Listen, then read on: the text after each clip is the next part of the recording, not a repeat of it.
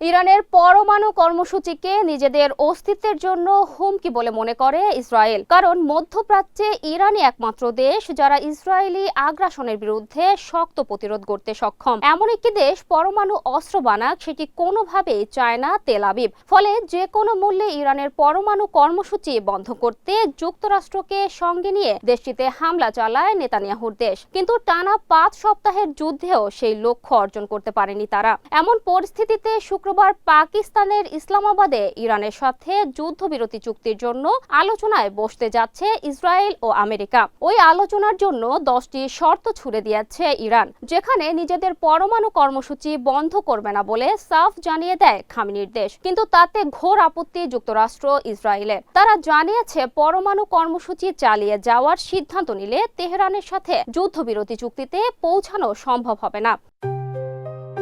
JBS holdings limited.